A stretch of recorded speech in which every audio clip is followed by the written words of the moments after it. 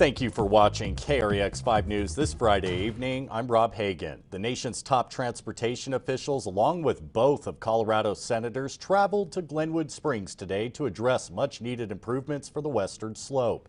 KREX 5's Demetrius Gamble has the latest on Glenwood Canyon's road to recovery. The western slope needs more materials and workers to continue improving conditions along Interstate 70.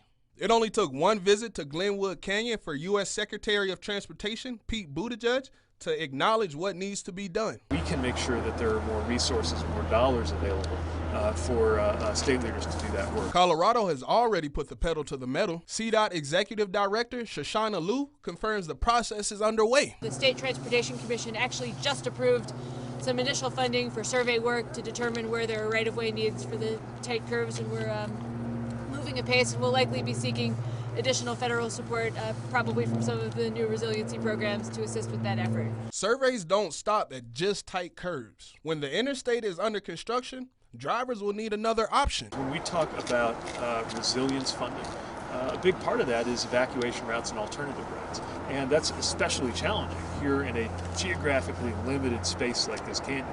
The good news is Colorado taxpayers won't foot the bill alone. The Federal Highway Emergency Relief Program is covering that cost, so it's not creating a hit to the state budget. In less than 24 hours, the feds approved the state's request for funding, making it one of the fastest turnarounds in history. We have resources with the Federal Highway Administration and found new ways to be flexible in that emergency relief funding to very quickly get it into the hands of the department here in Colorado, even while they were still assessing what the damage was going to be like. Buttigieg believes when it's all said and done, Colorado will be the poster child for how to fix U.S. highways. The solutions that are reached here in Colorado can very much be an example for the rest of the country. Reporting first on the western slope, I'm Demetrius Gamble, KREX 5 News. Now, Secretary Buttigieg joined Colorado Senators Bennet and Hickenlooper today and review the mudslide damages to I-70 firsthand. KREX 5's Austin Sack was there to capture their reactions. It shows you how President Biden's infrastructure package aims to not only expand transportation in our state, but also to help fight climate change.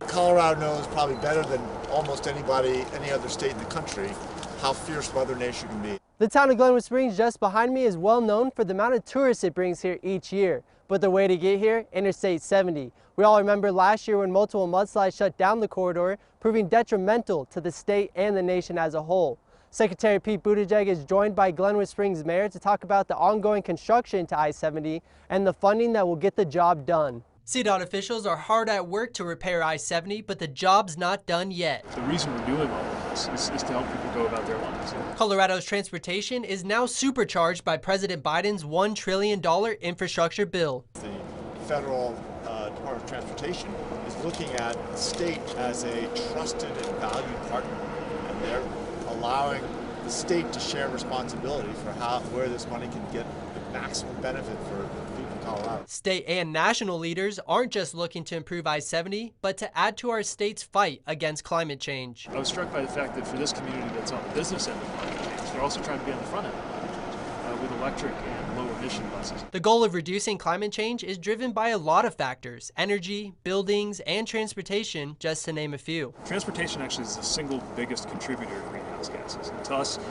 we view that as a challenge to try to be the biggest part of the solution. Electric vehicles are a huge part of it. Secretary Buttigieg says he's impressed to see the steps Colorado communities are taking to create more charging stations. Rural drivers are among those with the most to benefit for the simple reason that they tend to drive the most miles, buy the most gas and diesel, and will save the most money from fueling up with electric. We have to start thinking hard about what our legacy is going to be for the next generation of Coloradans and Americans. First on the western slope, I'm Austin Sack, KREX 5 News.